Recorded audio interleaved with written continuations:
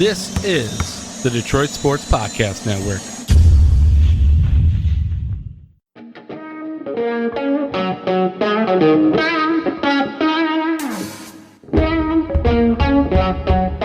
The biggest icon in podcasting.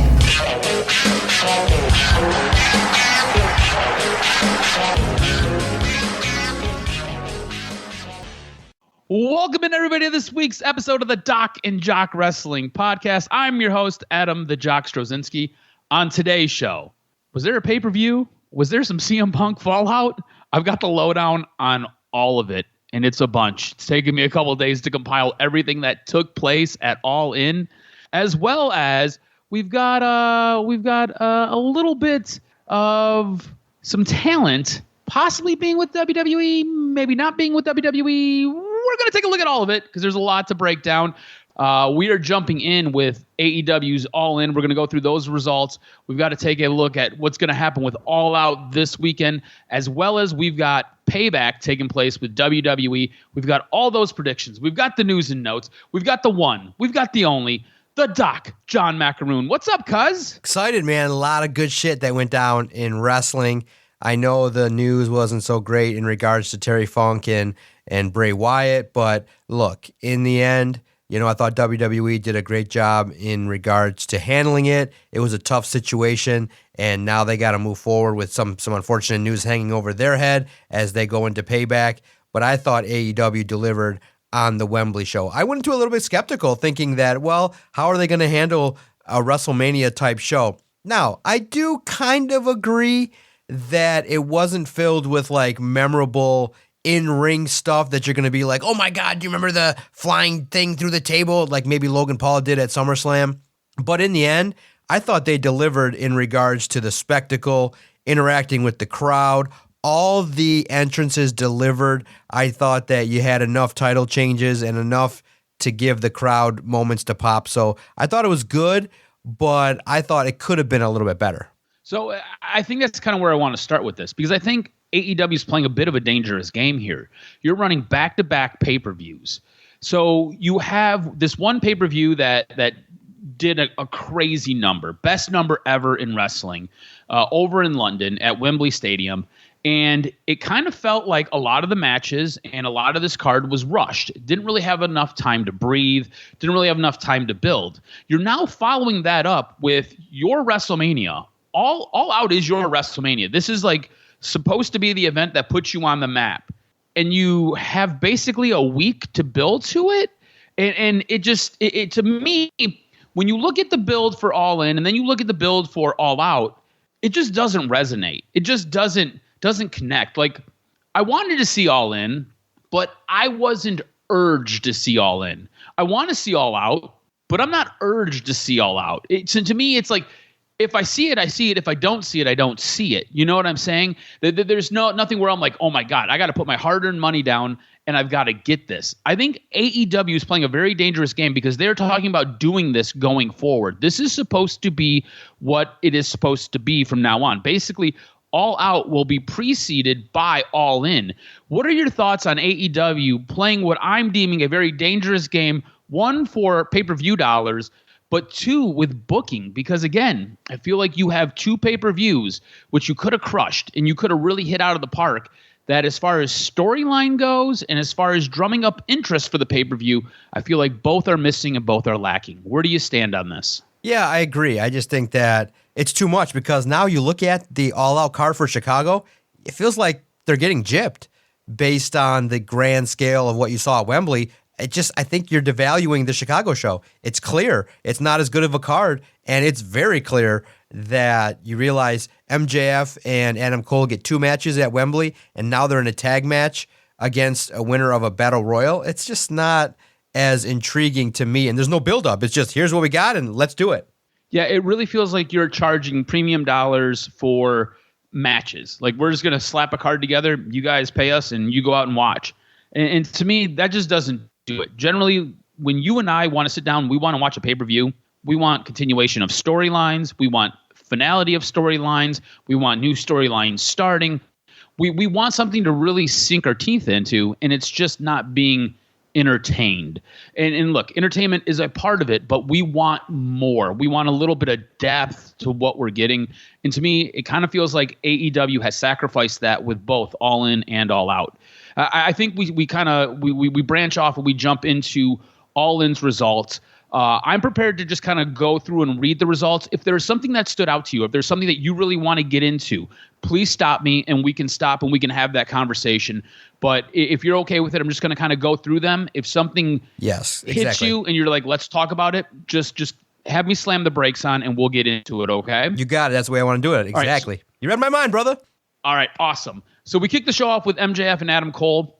They defeated Aussie Open for the ROH Tag Team Championships. Now we have new ROH Tag Team Champions.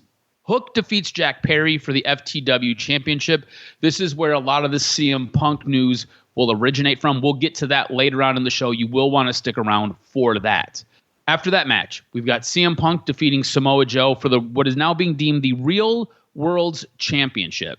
After that, we had Bullet Club Gold defeat Bullet Club Elite. That shocked me a little bit. I was a little bit surprised. That was where the Doc won the point on calling the card. He was not surprised. He knew that was going to happen. I thought it was good, though. I did think it was good that the Bullet Club Gold got over a little bit. I think that they looked the part. I thought that was one of my favorite entrances. I love the setup in regards to having that like little bit of a enclosed box before the guys got out there, and they pan behind Jay White as he puts his arms up. And I just thought if you go back and see some of the entrances, Jay White's entrance with the fellas with the music playing in the background was, I thought, sweet. And I thought they did a good job with the Gun Boys and with Juice Robinson of getting what they needed to get over. I thought it was one of the good matches on the card. So this is a question that I had when I was watching, and I kind of asked myself this, and I wrote it down in a set of notes that I had. Is Bullet Club Gold going to be able to survive? And what I mean by that, obviously big win against Bullet Club Elite, right?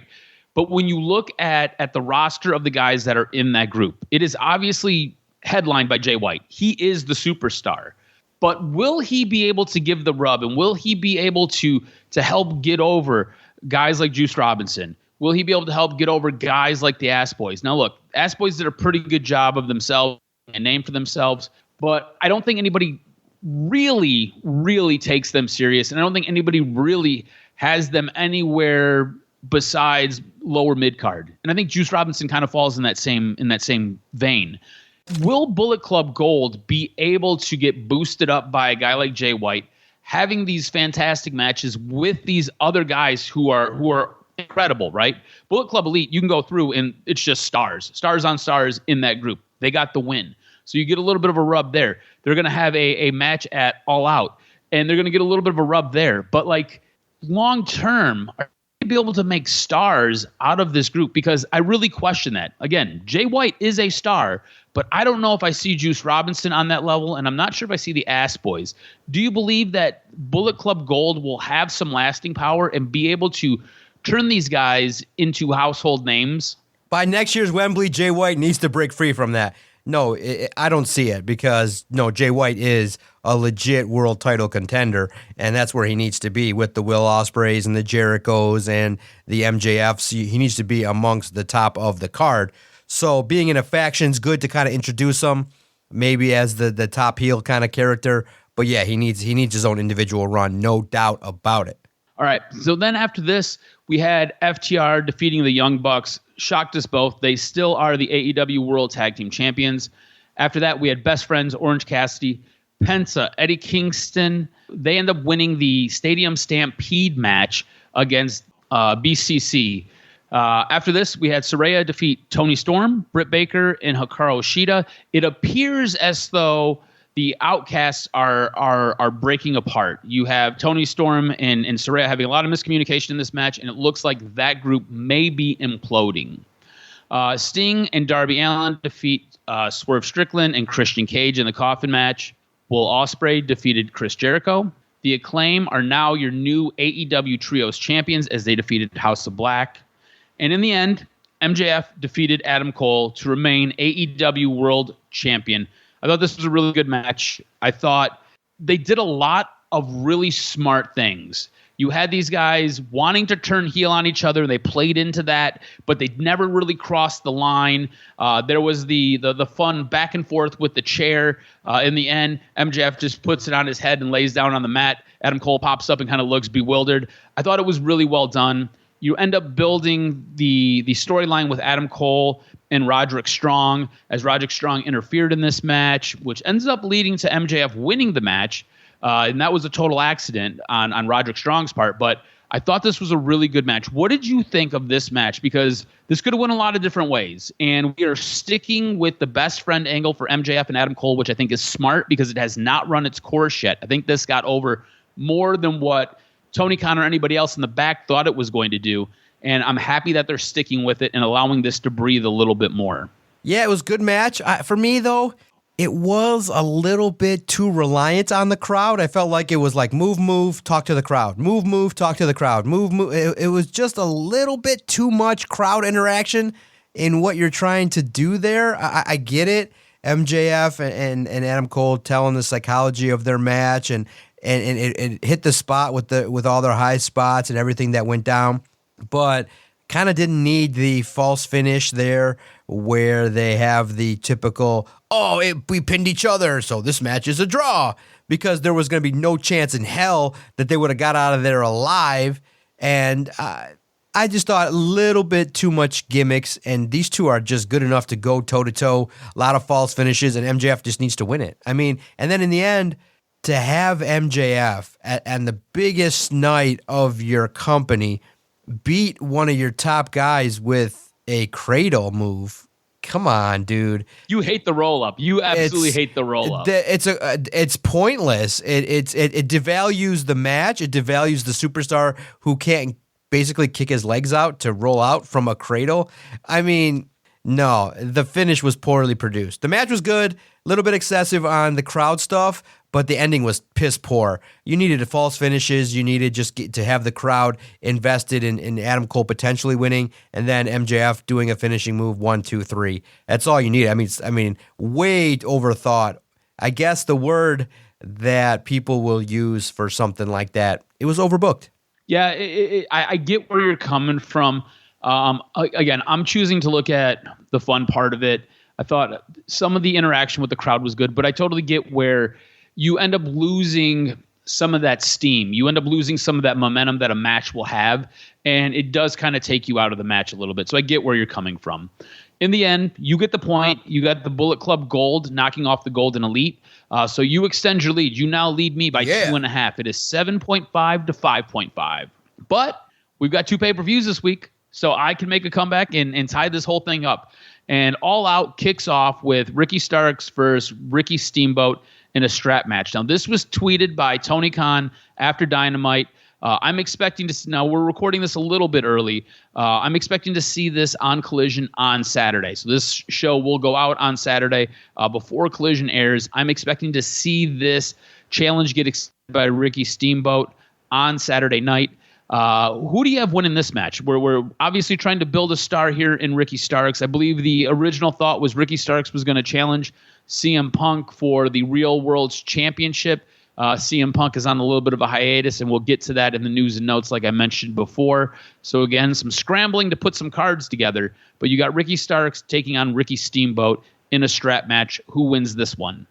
No doubt about it, Ricky Starks. But he gets the rub, so that's good to work with one of those dudes. So I'm very happy with that. Yeah, I think you're right, too, because, look, you're trying to build a star here.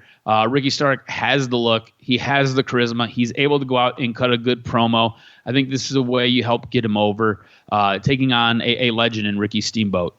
We've got the ROH World Television Championship. You got Samoa Joe taking on Shane Taylor. Shane Taylor, if you were a fan of Ring of Honor back in the day, he was a world television champion for a while. He was a big, massive dude. I remember watching him a few years ago, and I was like, that is a big dude, and he can kind of move.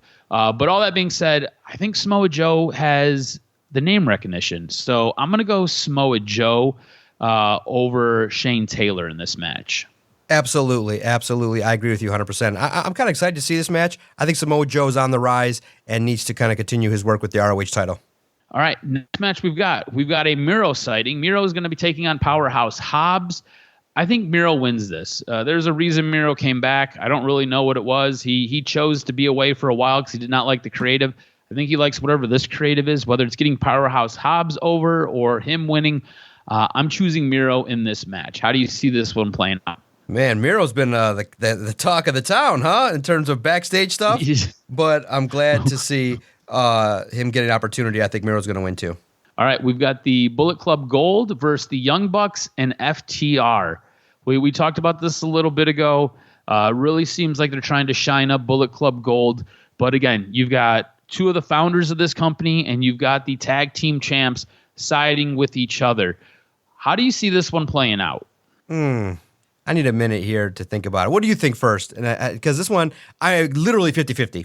So I agree with you. You can go either way. But I'm going to go with Bullet Club Gold. And the reason for that, I think there could be some shenanigans that are played here. Again, the Young Bucks weren't very happy that they lost. I think you can see the Young Bucks turning heel on FTR in this match and costing their team the match. And it can really help continue this feud with FTR where the Young Bucks are hell-bent on regaining those championships. And I think that's a storyline that could be woven into this match. See, I my first thought is always Bullet Club Gold again, but I just think that do they have the Young Bucks take care of business in this situation? Give me the do I write them in? Give me the Young Bucks. I think that they're not going to lose back-to-back matches. All right. We've got Eddie Kingston and Shibata and Claudio Castagnoli and Wheeler Yuta all scrapping it out in a fatal four-way. I think Eddie Kingston wins this match. I don't have any information. I don't have any information right now if his New Japan title is on the line. I'm assuming it is because Shibata is in this match. I'm going to go with Eddie Kingston. Yeah, 100%. I can't wait to see it. I think that Eddie Kingston, I know his stop and starts have been a little bit difficult, but I like what he can do in front of a crowd in Chicago for sure. All right, next we've got the AEW TBS Championship. Chris Statlander defending against Ruby Soho. I'm a huge fan of Statlander. I'm going to go Chris Statlander to retain this belt. I hate to be derogatory here, but this might be the break where I hit the restroom. So Chris Statlander, baby, that's what it will be. All right, we've got the AEW TNT Championship. We've got Luchasaurus defending against Darby Allin. Do we leave this belt on Luchasaurus or do we put it on somebody new yet again?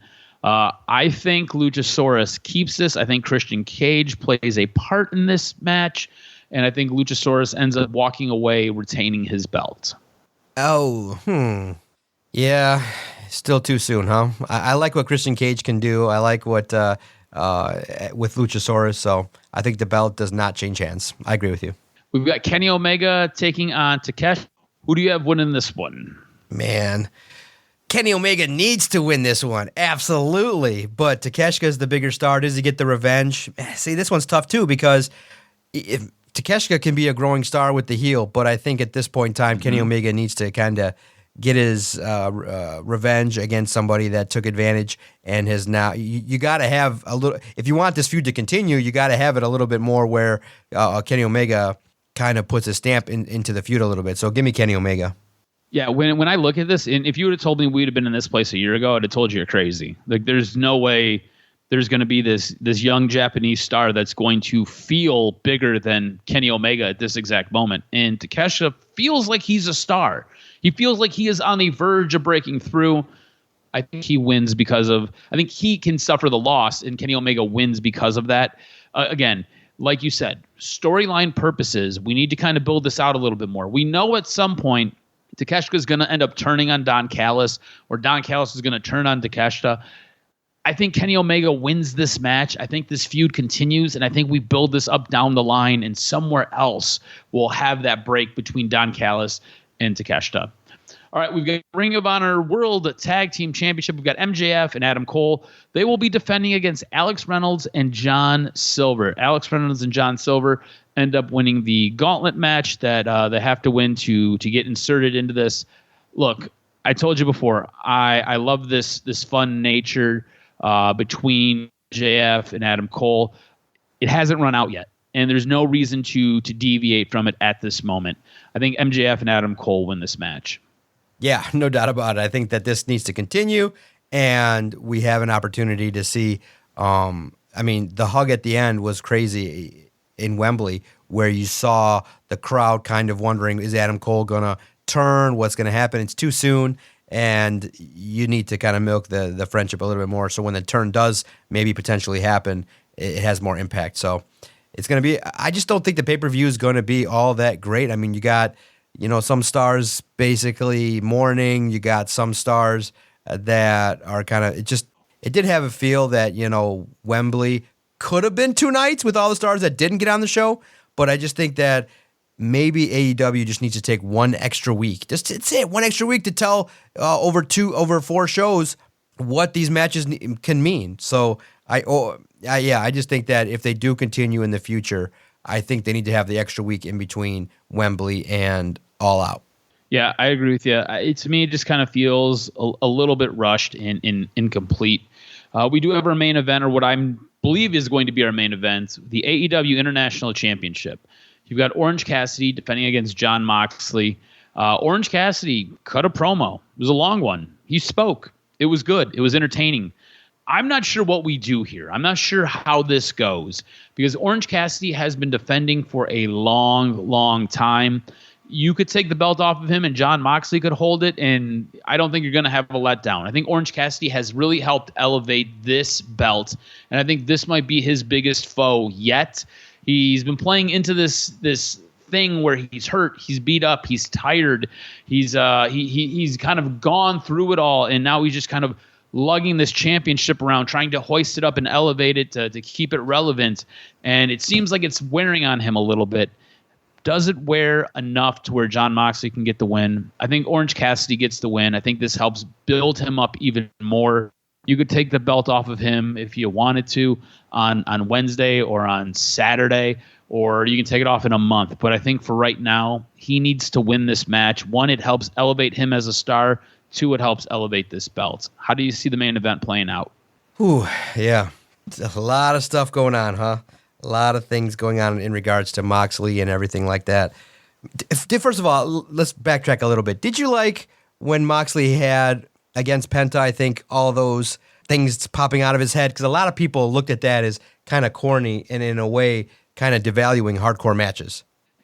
I think with Jon Moxley, the amount that he bleeds and the stuff that he does, it sometimes is not needed, right? And I feel like that would have been a really cool spot, but you see so much blood come out of him, and you see him get cut open, you see him go through so many different things, and he does this stuff where he's not a hardcore champion, but he has so many of these hardcore matches that it just kind of, it doesn't hit the same. You become desensitized to it. So I don't think it was necessary. And I think what he's done to this point has really kind of taken away from something that really could have been a special moment or something that we talk about more.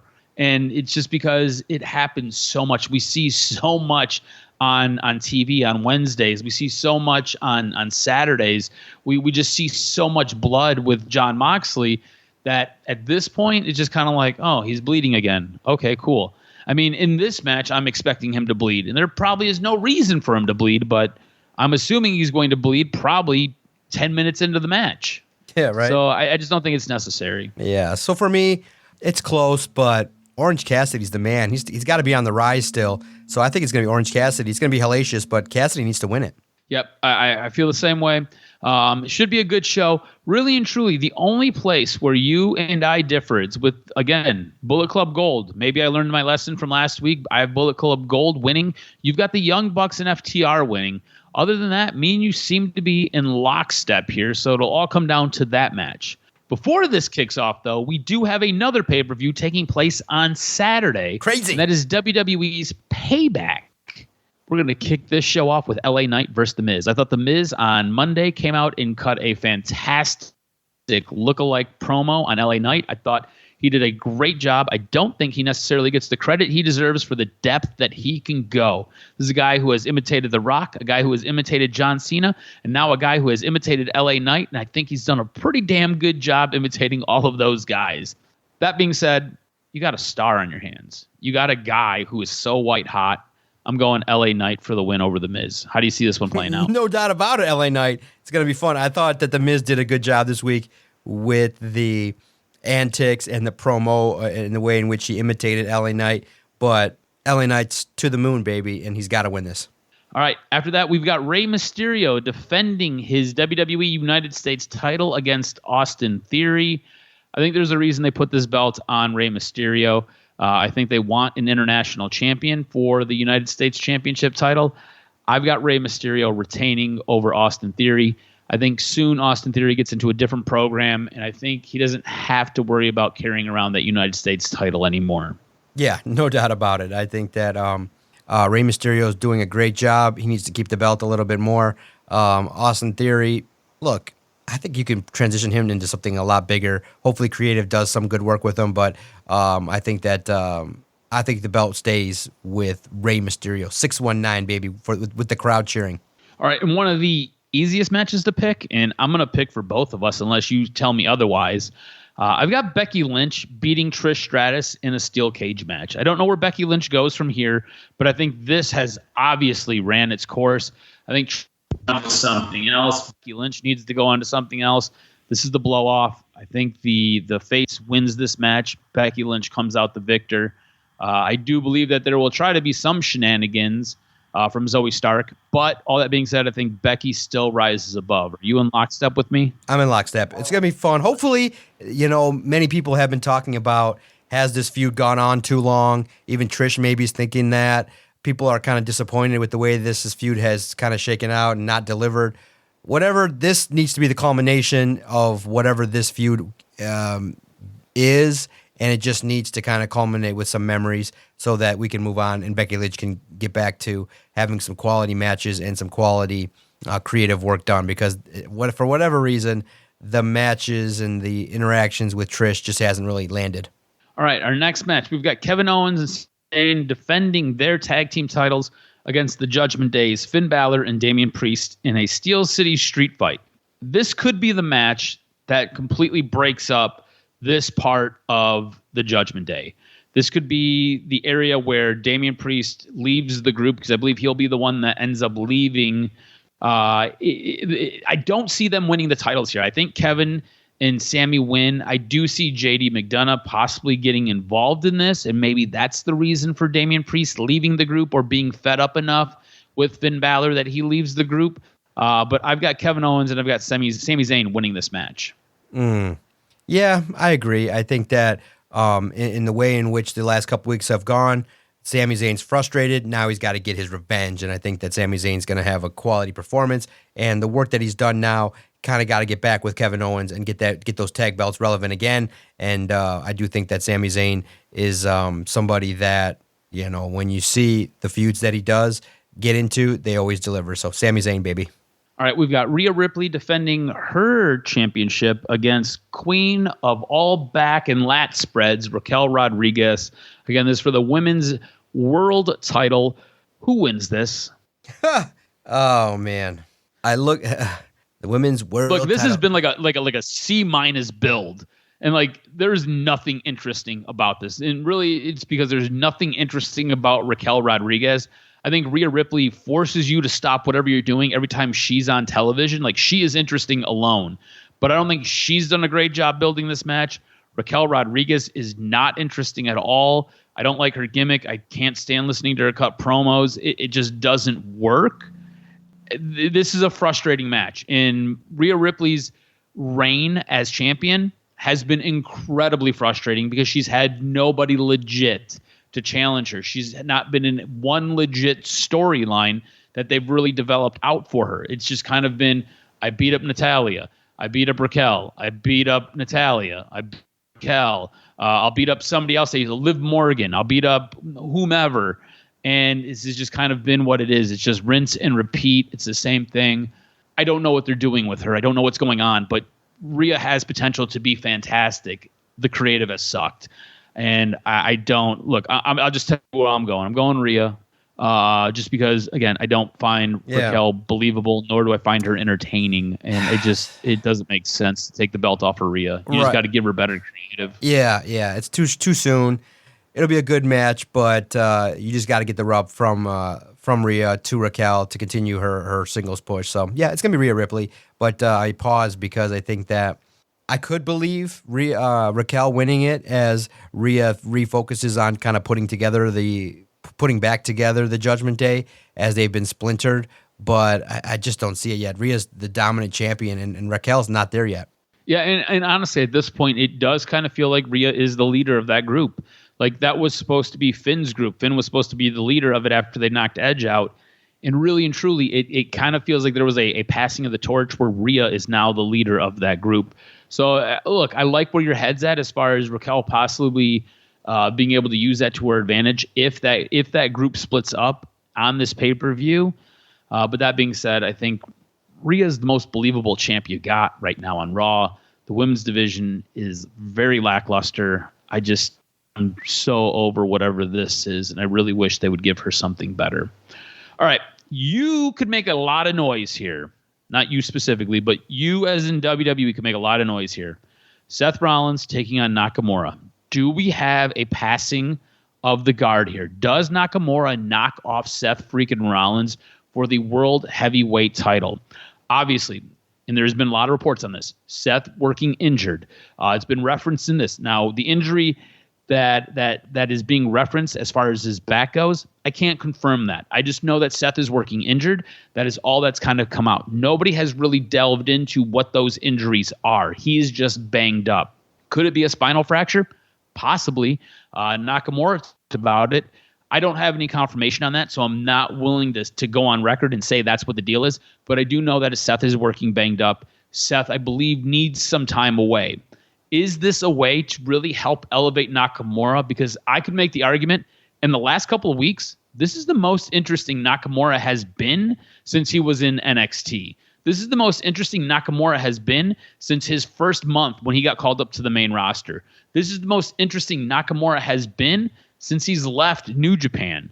So it would make sense, and it would seem quite abrupt and seem quite quickly that he has been elevated and put into this spot where he is now the World Heavyweight Champion on Monday Night Raw. But I do love what they're doing with him. They're not making him go out there and cut promos in English. They're allowing him to cut promos in Japanese. They're subtitling them. They're doing a lot of different vignettes. He's allowed to go around and be sneaky. He's allowed to go around and do some of these underhand heel tactics, which really help make him feel dangerous.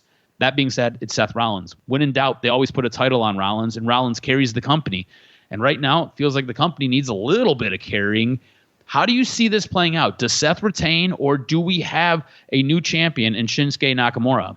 I can't see it. I mean, that would be look, I could see it a year from now with Nakamura being more of the heel, but I mean, you just, boom, it doesn't make sense. It just wouldn't make any kind of logical sense.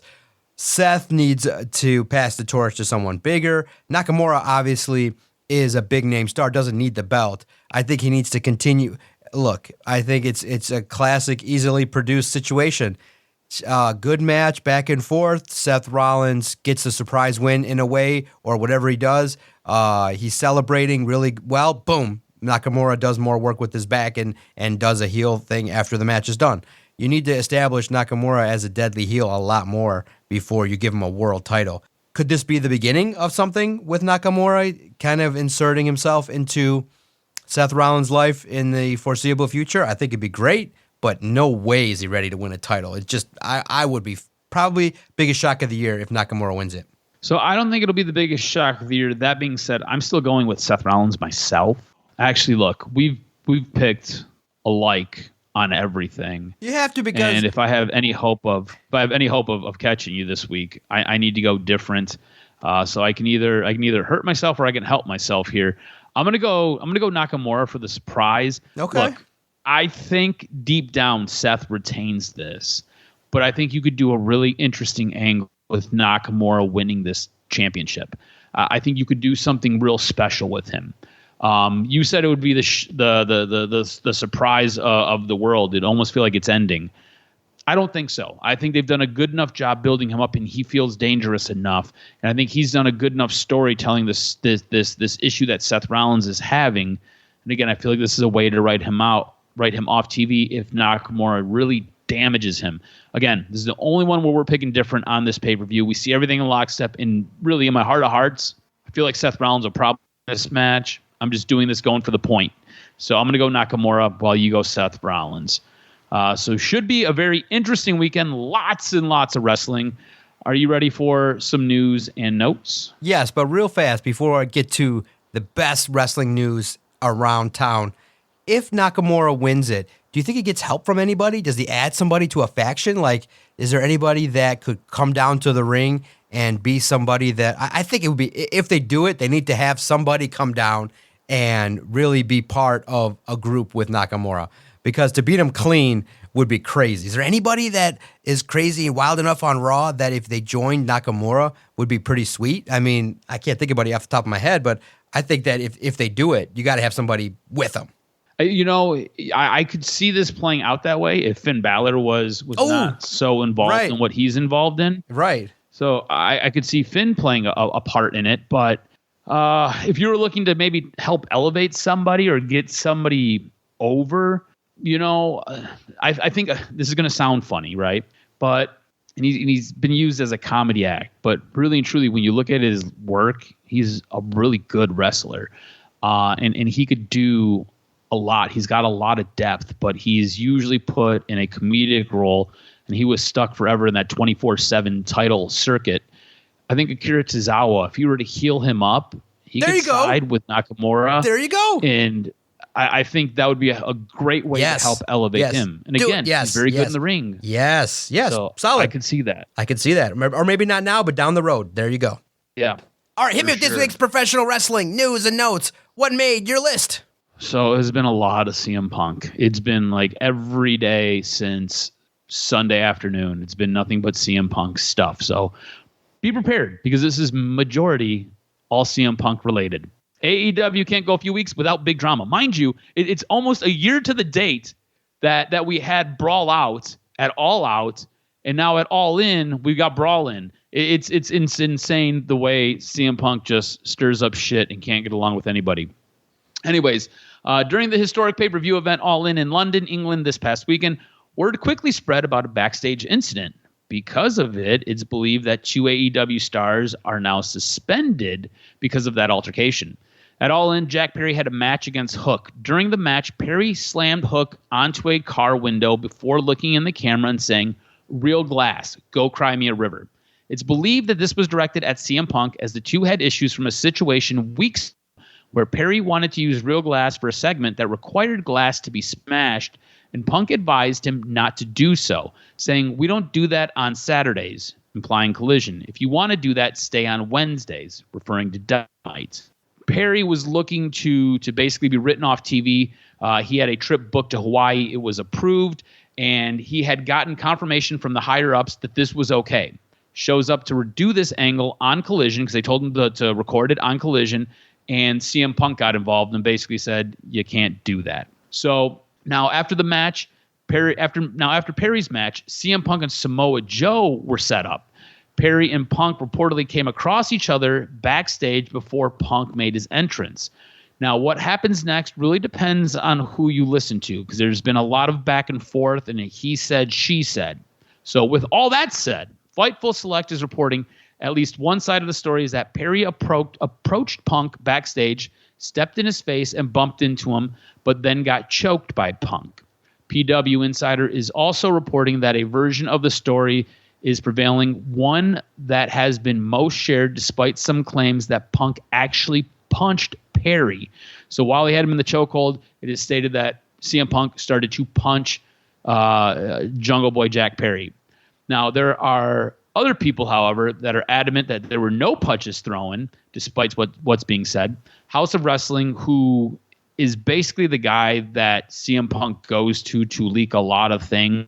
CM Punk bitches about people in the back always leaking stuff, but Nick Houseman from House of Wrestling is CM Punk's guy. Whenever he wants to get something out in the media or he wants to throw somebody under the bus, this is who he goes to. So Nick Houseman is reporting that they were told that Punk got Perry in a chokehold because he didn't want to fight Perry, and it was a way of neutralizing the situation. PW Insider later added, "It's been back and forth as to who is to blame and who's being to blamed, and depending on who was telling the tale." Fightful also later added on that despite the initial claims pointing to it being Perry who initiated things, Others have claimed it was Punk, with the story going something like this. After Perry's match, he entered the back through Gorilla, where Punk addressed him with some hostile words and got in his face. This led to a shoving match where Punk started to choke Perry and then punch him. PW Insider also mentioned that Punk stayed backstage until about an hour after his match, but Perry was ordered to leave right away after the incident. Now, Punk ended up staying because obviously he had his match going on with Samoa Joe. Speaking of the match with Samoa Joe, basically Joe had to convince Punk to continue the match. Joe wanted to wrestle. Punk did not. Punk was on the verge of walking out saying, screw this, I don't need this. And Joe had to convince him to wrestle. The show kicked off approximately 10 minutes late, and it was because they were trying to figure out somebody to go on in place of Samoa Joe and CM Punk until Punk could be convinced to head out there. Now, there are different reports on what happened after Punk was leaving. Some say his match, he had to hang out for about an hour, and then he was escorted to his hotel room by security. However, according to House Wrestling, Punk left to his hotel on his own accord. So, again, a lot of differing stories here. Now, Brian Alvarez of Wrestling Observer is reporting that the belief within AEW is that Punk and Jack Perry are both suspended pending the results of an investigation, which would mean that neither will work All Out this weekend. There's an ongoing investigation that is being conducted, and that is taking place while these two are actually suspended. In an interesting tidbit, there was a report that AEW didn't contact Punk directly about his suspension. Rather, he found out through his lawyer instead. Now, due to all of the incidences that Punk has found himself in over the course of the last year or two, it's being reported that he has told people around him that he, quotes, hates it here in AEW. And I would assume this is just some frustration boiling over, but maybe it's the truth. We also have different stories going on that Punk and Miro had a back and forth after Punk's match with Samoa Joe. Now, context is the real issue here, but the story goes it was backstage, either in the trainer's room or somewhere, and Punk was getting worked on. Miro asked how Punk was doing. Punk said something like, okay, unless you want to fight me too. Miro was like, okay. Punk said, well, let's take it outside then. And Miro said something like, how about we take this to the ring? Now, if they're heated, this is one thing, but if they're joking, it's another. So context is kind of lost in this story. And again, you've got different people reporting different things. Miro has been quite active on Twitter, or if we're calling it X right now, I don't know what we're calling it anymore, where it seems as though he was actually pointing the finger at CM Punk, which led to this seeming like they were heated when they were conversing with each other. And wait, there's more. If that wasn't enough. Wade Keller of PW Torch is reporting the following.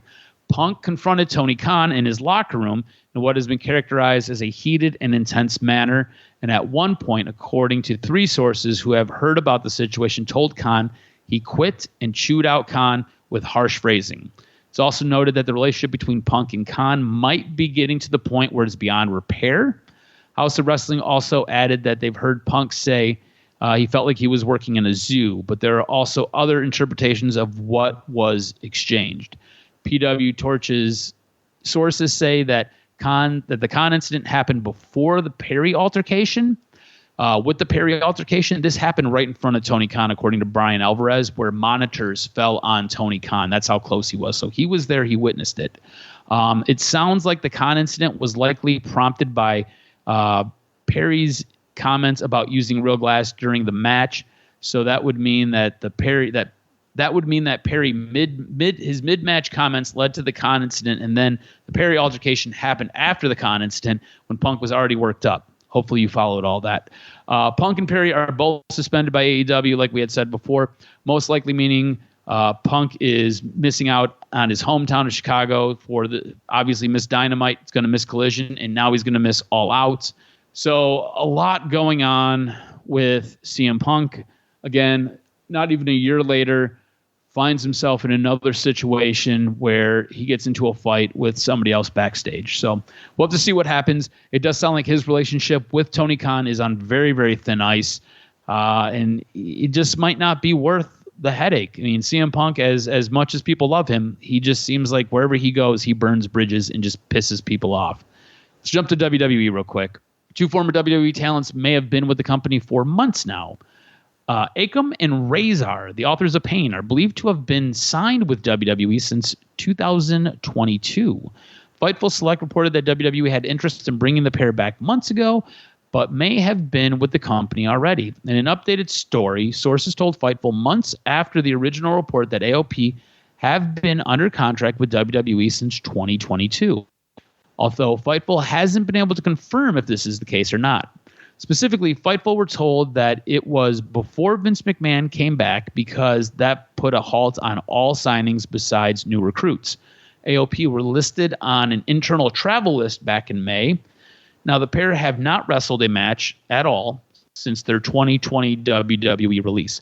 At this moment in time, it just seems as though they are in catering and maybe drinking coffee, but that might not be the case. So we'll have to wait and see.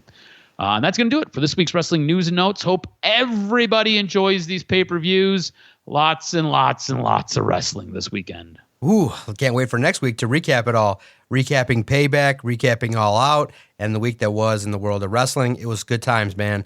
It was very interesting to have the opportunity to see, Tony Khan pull something off to that degree. But again, CM Punk and his relationship with the locker room. I mean, in the end, cuz I don't know why they just don't give him a separate locker room, separate entrance. It shouldn't be that hard to separate people.